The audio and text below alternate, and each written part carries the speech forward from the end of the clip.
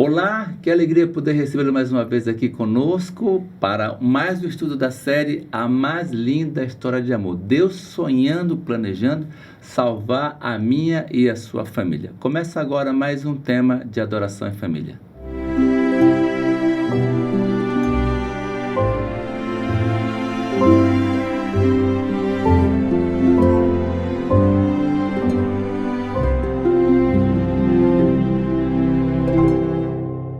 Como você já sabe, toda a série está embasada na Santa Palavra do Senhor, a Bíblia, a nossa regra de fé e de vida, e também no livro A Mais Linda História de Amor. E nos acompanha nessa jornada o pastor Hélio Carnassali e o pastor Josué Alves. Que alegria tê-los sempre conosco aqui. Bom para mim também estar aqui, pastor. É um pastor privilégio, né? Pastor Hélio, pode orar conosco para a gente começar? Vamos orar. Obrigado. Senhor Deus, Pai nosso, graças te damos por mais uma oportunidade de avançarmos no conhecimento da Tua Palavra e do livro que estamos estudando, para conhecer melhor a história da redenção, o Teu amor e o Teu desejo em salvar a cada um de nós e as nossas famílias também. Obrigado. Oramos agradecidos, certos de Tua companhia conosco, em nome do Senhor Jesus. Amém. Amém. Pastor Josué, a gente sempre começa com a Bíblia, porque a Bíblia é a nossa regra de vida e fé. Que texto você escolheu, pastor Josué, para a gente começar o nosso tema de hoje? Apocalipse, capítulo 7, verso 14, quando diz assim o texto: Respondi-lhe, meu Senhor, tu sabes. Ele então me disse: são estes os que vêm da grande tribulação. Lavaram as suas vestes e as alvejaram no sangue do Cordeiro. Esse texto, de maneira muito clara, parece que nos traz aí dos últimos dias que estudamos, né? Queda, perseguição, problemas, dúvidas, mas esse texto assim, vai acabar, vai chegar ao fim. Toda dor, todo sofrimento para aqueles que foram a Cristo e lavaram suas vestes sujas de pecado no sangue do Cordeiro. Então vai terminar, mas vai terminar bem para aqueles que confiaram na solução oferecida por Deus de salvação. Aleluia, né? Pensar nisso é um privilégio, a glória. Traz esperança. Pastor Hélio, Deus é misericordioso, Deus é amor, Deus é misericórdia, Deus é tudo de bom, mas chega um momento, não é, que Deus fala assim: está consumado, está feito. O que isso quer dizer, pastor Hélio? E por que essa frase? É muito interessante pensarmos que Deus fez tudo, sempre, tudo o que estava ao seu alcance para salvar o maior número de pessoas possível, para que todas as pessoas chegassem ao conhecimento da verdade, que salva, que liberta, e tomassem sua decisão. Mas esse tempo, ele não é eterno, sem fim. Há um momento que só Deus conhece, que só Deus sabe, em que será posto um ponto final. E a descrição que Ellen White faz desse momento, a mim me impactou bastante, e por mais que eu já tenha lido isso no passado, reler isso me fez muito bem. Ela retrata um anjo voltando da terra, portando um tinteiro e um pincel, e uma caneta, vamos dizer assim, e ele se apresenta a Jesus: terminei de fazer o selamento, de apontar aqueles que lavaram suas vestiduras no sangue do Cordeiro. E não foi o anjo que escolheu, né? Foi nós que escolhemos. Ele apenas fez a distinção. Ele apenas selecionou estes que haviam feito sua escolha. E ela descreve que nesse momento Jesus lança fora o incensário, e ele então dá início ao processo para vir buscar os seus filhos. É muito significativo isso. E assim como o sumo sacerdote, ao sair do Santíssimo, ele tinha na barra da sua túnica as campainhas que identificavam se ele estava vivo por ter estado na presença do Senhor. Diz que nesse momento, no santuário celestial, as campainhas da veste, simbolicamente, as campainhas da veste também vão soar, dizendo: chegou agora ele vai em busca. Agora é a hora. Agora é a hora. Então, e aí vem aquele texto que nós conhecemos tanto: continue o injusto fazendo injustiça, continue o mundo ainda sendo imundo, o justo continue na prática da justiça, e o santo continue a santificar-se. O fechamento da porta da graça é algo tremendo. E nós só saberemos que a porta da graça se fechou porque começam as pragas. Então ninguém precisa ficar ansioso caiu a primeira praga, a porta da graça está fechada. E aí a sorte de cada um já estará lançada. Terminando essa mediação, pastor Josana, como é que fica o mundo, esse mundo velho aqui? Como é que vai ficar? Como o pastor Hélio apresentou, nesse momento não há mais o que fazer em prol da salvação, está decidida. Mas o pastor Hélio falou uma coisa no início da fala dele que me marca profundamente. Ele vai fazer tudo o possível. E eu acho que isso é de uma esperança tão grande para pessoas que têm filhos fora da igreja, esposo fora da igreja, esposa fora da igreja. Às vezes eu encontro algumas pessoas aflitas porque a porta da graça vai fechar, e meu filho vai estar fora, e meu esposo e minha esposa. Eu costumo dizer que mais interessado na salvação do seu filho está Deus do que você próprio. Eu sei o quanto você quer a salvação do seu filho, do seu esposo, da sua esposa, mas tem um Deus que está infinitamente mais interessado e Ele vai fazer de tudo. E essa porta, ela só vai ser fechada quando não houver mais nenhuma possibilidade. E após isso, não há mais por que manter o plano, porque ele já está fechado de salvação. E a partir daí, o texto do livro nos apresenta que pragas irão cair para mostrar que Deus está vindo libertar-nos como Ele fez no Egito. Para tirar o povo das mãos duras do faraó, Ele derramou pragas para dizer assim, olha, há um Deus que é mais poderoso do que qualquer poder do Egito, e Ele vai derramar pragas novamente para dizer assim, há um Deus que é mais poderoso do que qualquer poder da Babilônia, que está perseguindo o meu povo. Deus fez tudo, não é? Então ficou bem para mim, ficou gravado isso, de que Deus fez tudo, que Ele podia, tudo que era possível e até o impossível, né? E agora o homem tomou sua decisão e as coisas, infelizmente, chegaram ao fim, ou felizmente chegaram ao fim. Agora, pastor Hélio, haverá o justo, aqueles que decidiram, né, aceitar o plano da salvação, e aqueles que não aceitaram. Como é que vai ser a sensação, como vai ser no coração dos justos, aqueles que decidem agora aceitar Cristo como Salvador da sua vida? Como será esse momento, pastor Hélio? Eu gosto de pensar no contraste da situação. Na sequência da resposta do pastor Josanã, Ellen White afirma que o mal não terá freio. Nesse curto período de tempo entre o fechamento da porta da graça e a volta de Jesus, eu concluo por essas palavras que Satanás vai mostrar toda a sua maldade, toda a sua ferocidade para com o ser humano, para com aqueles que ele conduziu à perdição. Então, de uma parte você vê a impiedade correndo solta, livre, na sua forma mais terrível. Quando nós olhamos o mundo hoje, a gente às vezes pensa assim, como isso pode ficar pior? Mas vai ficar pior, porque esse tempo ainda não chegou. De outra parte, você tem aqueles que foram selados, mas no coração destes que foram selados, vem aquilo que a Bíblia chama da angústia de Jacó. Será que eu estou salvo? Será que eu me arrependi completamente dos meus pecados? Será que confessei todos os meus pecados? Mas eu tenho certeza que haverá evidências para acalmar o coração. Perfeito. Haverá evidência. Deus não vai deixar. Essa é uma angústia natural do ser humano. Mas o Espírito... Às vezes a gente fala que não haverá intercessor, a gente imagina que o Espírito Santo vai estar ausente da terra. De jeito nenhum. O Espírito Santo vai estar atuando no coração dos santos, para acalmar o coração deles, para produzir paz no coração deles, porque esses dias, embora seja um período curto, que a gente não sabe quanto tempo, mas imagina se seja curto, ele será muito intenso, muito intenso. E essa agonia dos salvos, ela será acalmada pela presença do Espírito Santo, do Consolador. Você pensa assim também, pastor Josanel? Sim, e há uma citação no livro, no capítulo que estamos estudando hoje, que Ellen White diz que Satanás terá completo domínio sobre os ímpios. Mas nesse contraponto que você colocou, o Espírito Santo também terá completo domínio sobre os salvos, porque eles já estão selados, porque eles já estão na presença de Deus, vivendo como já viviam na presença de Deus. E eu gosto de pensar também nesse tempo de angústia curto, né? Há muita relação entre a volta de Jesus e o tempo de Noé, né? A Bíblia, o próprio Jesus falou isso, né? E entre eles entrarem na arca e vir a chuva, o dilúvio, 7 dias eles ficaram ali naquela angústia, as pessoas lá de fora zombando. Foi um período curto, mas imagina a angústia, será que realmente vai vir? Será que o que nós profetizamos durante tantos anos vai realmente acontecer? As pessoas de fora zombando, mas veio. Para quem estava na arca, salvação. Para quem estava fora da arca, destruição e perdição completa. Agora, pastor Alice, a gente ouve um ditado que diz que a vítima, a caça, né, falando do animal, que ele pressente que vai ser abatido.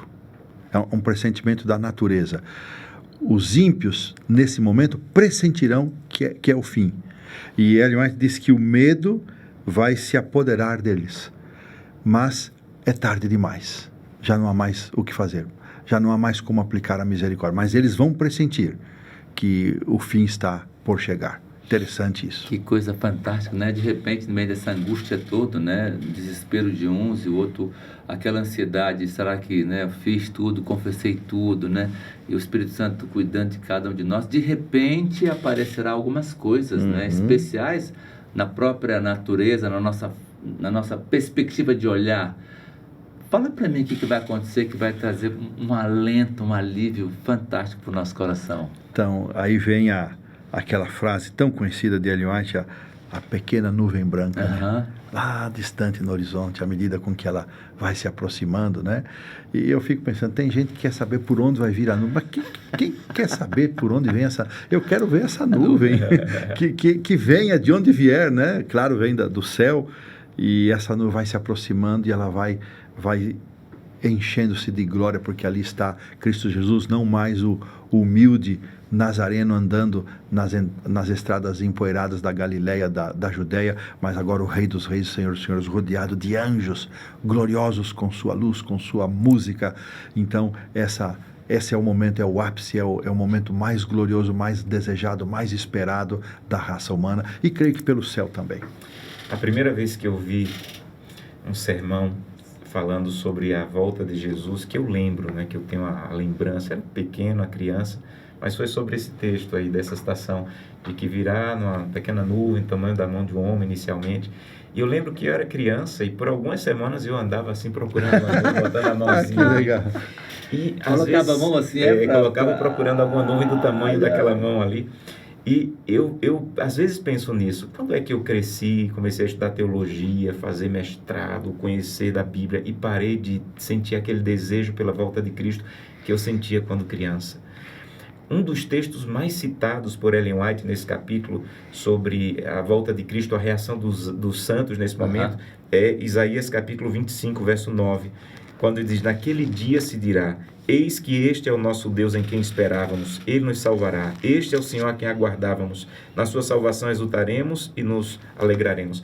Aqui há verbos no passado e há verbos no futuro. Os verbos do passado é esperávamos e aguardávamos. Já passou. Em outras palavras, não é uma coisa momentânea. Eu não espero Jesus voltar quando a nuvem aparecer. É uma coisa que eu já vinha fazendo, eu já aguardava e eu já esperava. E os verbos do futuro são exultaremos e alegraremos. Vai começar agora a alegria completa e a exultação completa.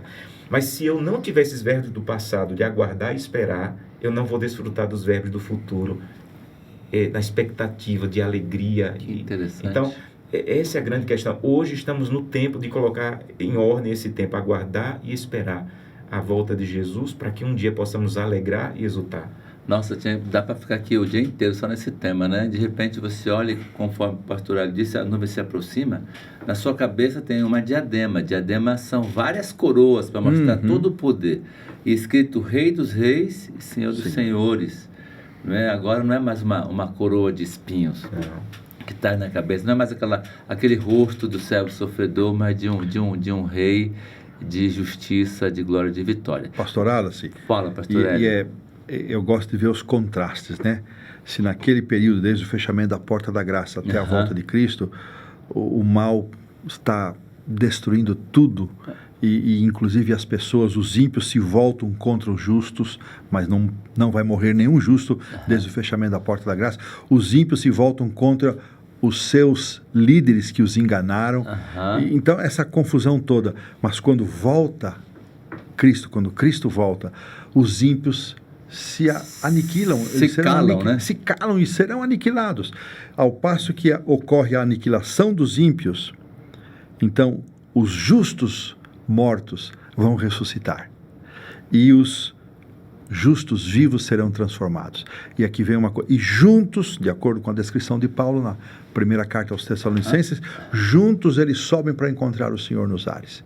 E eu gosto disso, de enfatizar isso, porque o último engano de Satanás, a qual Ellen White chama de ato culminante do drama, é o culminante, ela se refere a 2 últimos atos, mas esse é o culminante, a imitação da volta de Jesus por Satanás, mas não vai imitar na sua plenitude, porque ele não vai ficar parado nos ares, ele vai pisar na terra, e Cristo não pisa na terra, ele fica nos ares, e sobem para junto dele os que ressuscitaram e os que foram transformados. Uma das coisas mais impressionantes para mim nessa parte da história da humanidade é que Cristo, ao estar ali, como você disse, na nuvem, não é? Todos ali observando e louvando, e outros desesperados, né? Ele vai dizer: despertai, despertai, vós que dormis no pó da terra, e vinde. Eu fico imaginando o exército se levantando, né? E talvez a coisa mais fantástica é um ser mortal como eu e como vocês gritar assim: ô morte, cadê você? Você dizendo: como é que vai ser esse negócio de dizer para a morte: cadê o seu aguilhão? Cadê você? Que poder você tem sobre mim? Nenhum mais. Nada, imagino, que causa tanta dor, né, quanto você levar alguém que ama ao cemitério. Nada causa, e muitas pessoas viveram isso, estão vivendo isso de maneira muito intensa e muito dolorosa. Mas há uma outra aplicação sobre a ressurreição que eu gosto de pensar, sabe, pastor Hélio? É de pensar que há outras coisas na nossa vida que morrem. Há casamentos que morrem ou estão prestes a morrer. Há filhos que parece que estão mortos em pecado. Eu gosto de pensar, de ligar a ressurreição física com a ressurreição espiritual. Se Deus é capaz de trazer alguém que estava morto, apodrecido, de volta à vida, é claro que ele pode restaurar casamentos, é claro que ele pode restaurar filhos. Então, o poder da ressurreição de Deus, que vai ser completo para todos os fiéis no último dia, ele está disponível hoje para todos os que andarem com ele. Então, eu gosto de ligar essa ideia da ressurreição final com a ressurreição possível hoje, para o meu casamento, para o meu filho, para a minha vida em pecado. A própria fé, né, pastor José? A própria fé. De muitos que está morto. Pastor, eu me emociono sempre quando lembro da minha avó, a mãe do meu pai. Ela aceitou a mensagem adventista já bem idosa, e no início do século XX ela perdeu 4 crianças, um atrás do outro. Chegavam à idade de 1 ano e meio, 2 anos, e morriam dessas doenças para as quais hoje nós temos solução nas farmácias. Nem precisa de hospital. Eu fico imaginando a minha vovó, Caetana era o nome dela. Ela vai receber 4 crianças, não vai faltar braço, né? E já pensou que emoção? Eu vou ajudar a criar os meus tios, né? Eu vou ajudar a criar os meus tios, e um deles teve a mesma data de aniversário que eu, 13 de novembro. Antônio era o nome dele. 4 crianças, eu fico imaginando. Eu tive um privilégio muito grande de ser vizinho do professor Tacató e da sua esposa Elvira.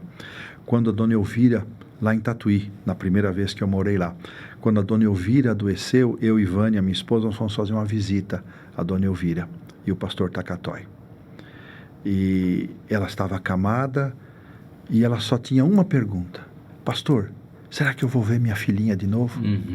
Ela havia perdido essa criança recém-nascida, e ela só falava isso, ela não tinha outra pergunta para dizer, e tentei confortá-la e consolá-la de todas as formas, mas a pergunta era recorrente: será que eu vou ver minha filha novamente? A resposta de Deus é sim. Amém. Nós vamos ver os nossos queridos que entregaram suas vidas, e se nós também entregarmos. Esse é o apelo que a gente deixa para os nossos irmãos hoje, né? Interessante que Deus não tira nada da gente, não é? Não. Então, se um bebê morreu com 1 ano, ele vai ressuscitar com 1 ano, e a sua mãe vai ter o privilégio de vê-lo crescer na eternidade. Pastor José, o tempo já está piscando ali, né? O relógio passa muito rápido quando a gente fala sobre esse tema. Rapidinho, assim, como manter acesa essa chama do breve virá no coração da minha família e no meu coração? Para mim, a melhor maneira de esperar é trabalhar. Quando você está esperando sem fazer nada, você se desespera. Mas quando você está esperando, ajudando pessoas, dando estudos bíblicos, compartilhando o amor de Jesus, essa espera não se torna desestimulante. Então, eu não sei quando Jesus vai voltar, mas eu estou tão ativo que, amém, vem Senhor Jesus. Quando? Não sei. Eu só espero que o Senhor venha. Amém. Pastor Hélio, ora com a gente, por favor. Orar. Vamos orar. Pai querido, nosso Deus de amor, graças te damos por estas promessas tão maravilhosas que enchem o nosso coração de esperança e de certeza da eternidade. Obrigado, Senhor, por aquilo que estudamos nesta lição, especialmente quando relembramos a ressurreição, e se há lares que precisam do poder da ressurreição para fazer ressurgir o amor, a fé, que esse poder se manifeste, Senhor, para que os nossos lares, nossas famílias e nós mesmos sejamos salvos e preservados para aquele grande dia, adorarmos o Senhor e dizermos: este é o nosso Deus a quem aguardávamos. Oramos em nome do Senhor Jesus. Amém. Amém. Amém.